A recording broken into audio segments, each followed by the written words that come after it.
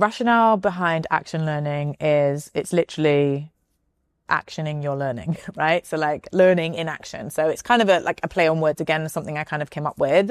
I think also important because I'm not a coach and I'm not a therapist, right? And those are two things that are really important. And so often people see the way that I do some of this one-on-one work with leaders as a form of coaching, maybe stepping into therapy because it's really about the personal as well and how your personal and professional, collaborate or work and intertwine.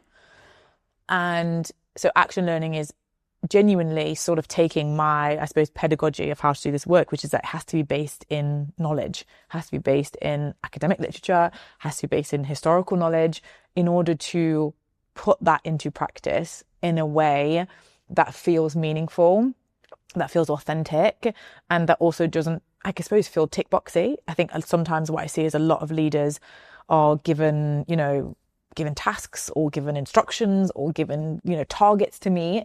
And it's not that they're against it. They just haven't had the time and the space to do that learning in order so that when they are pushing forward for that action or encouraging their teams to make changes, they have that kind of strong confidence in them and it translates as conviction that what they're saying is the right thing. And the reasons why this action learning space is so special and kind of so important is it gives also leaders that privacy to do that work. What's happened in the past maybe 5 years is there has been an uptake of the way that people do DEI work. People are much more aware of the terminology and the discourse that surrounds it. But because this happened so quickly, and I know for a lot of people, they're going to be like, this wasn't quick at all. But like, it is a big shift for people who have just never talked about this before, who have never been in proximity to certain communities, who have never had to have this as part of their formal training or their education or their development across their career. And then all of a sudden now they have these expectations on them.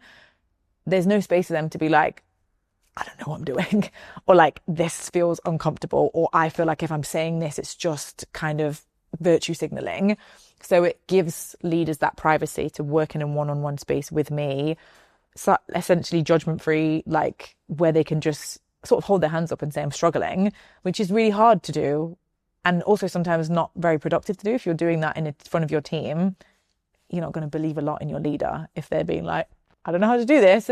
They need the space to know how to say that, but it's not everybody else's work to see that and to guide them through it. So action learning sessions are really specific to leaders who are either embedded in an organization or themselves want to develop the way that they do this work so that they can have the privacy and the kind of personal space to understand what underpins so much of what's being asked of them.